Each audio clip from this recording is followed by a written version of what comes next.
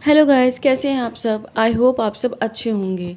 आप सोच रहे होंगे कि रास्ते पे खड़े होकर मैं क्या बातें कर रही हूँ। आज के दिन मुझे और मेरी बहन को मम्मी के यहाँ जाना था, मम्मी से मिलने के लिए, और कुछ काम भी था, जिसकी वजह से मेरी बहन जो मेरे से बड़ी सिस्टर है वो पहले घर चली गई थी। और मुझे थोड़ा काम था तो मैं लेट जाने वाली थी। अब मुझे लेने के लिए मेरे भैया आने वाले थे।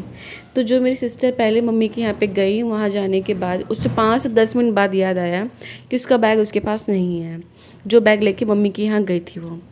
फिर उसको ध्यान आया, जिस रिक्शे में बैठी थी घर आने के लिए, वो वहीं रह गया उस रिक्शे के अंदर ही।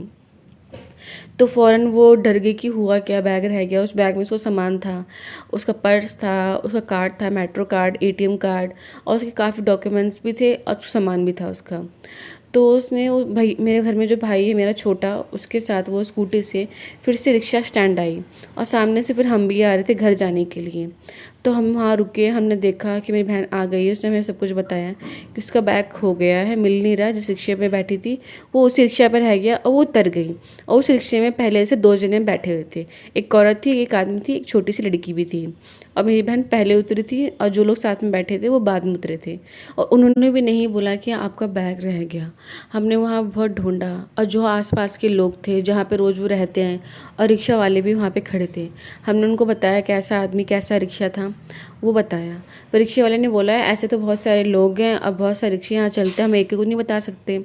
फिर भी मेरे भैया ने और मेरी बहन जो वहाँ पे दुकान वाले थे, उनको थोड़ी नॉलेज थी, तो उन्होंने वहाँ पे नंबर दे दिया अपना कि हाँ, कि जो आएगा रिक्शे वाला, ये किसी के पास ऐसा थैला हो या सामने से कुछ अच्छा इंसान होगा जिसके पास बैग रह गया होगा, वो वहाँ पे बता देगा कि हाँ, कोई ढूंढते हुए आए तो मेरा बैग, मेरा पर्स किसी को दे देना।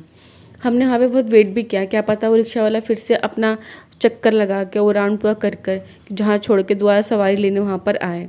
नहीं है।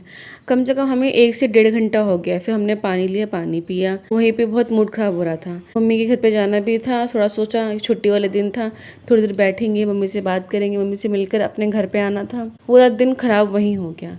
2 से 2.5 घंटा हो गई। छोटी सी लड़की थी उसकी, मेरी बहन की, वो भी हमारे साथ वहीं खड़ी थी। गर्मी बहुत थी, धूप बहुत थी, और हम स्टैंड पे खड़े थे। तो वहाँ से बस जब जा रही थी, वहाँ से इतनी ज़्यादा धूल, इतनी मिट्टी थी, उससे देख देख के और मूड ख़राब हो रहा था। गर्मी भी बहुत तेज़ थी। तो क्या करते, फिर भी हम सब्र करके खड़े थे, बस दुआ करते उसका बैग मिल जाए। उस बैग में उसके साथ डॉक्यूमेंट्स भी थे, उसका पर्स वर्स सब था। पर हाँ, शुगर की बात तो ये है कि मेरी बहन का फ़ोन नहीं गया। फ़ोन उसके हाथ में था, जो फ़ोन के साथ ही वो उतरी, और पर्स वो वहीं भूल गई। अब फ़ोन भी उस बैग के अंदर होता तो काफ़ी नुकसान हो जाता। फिर बार बार चक्कर काट रहे थे, जो भी रिक्शा वाले रुके रहे थे उनसे पूछने के लिए कि आपने कोई ऐसे रिक्शा को देखा है या किसी ने आपको बताया है, या किसी लड़की का बैग रह गया तो प्लीज़ हमें बता दो।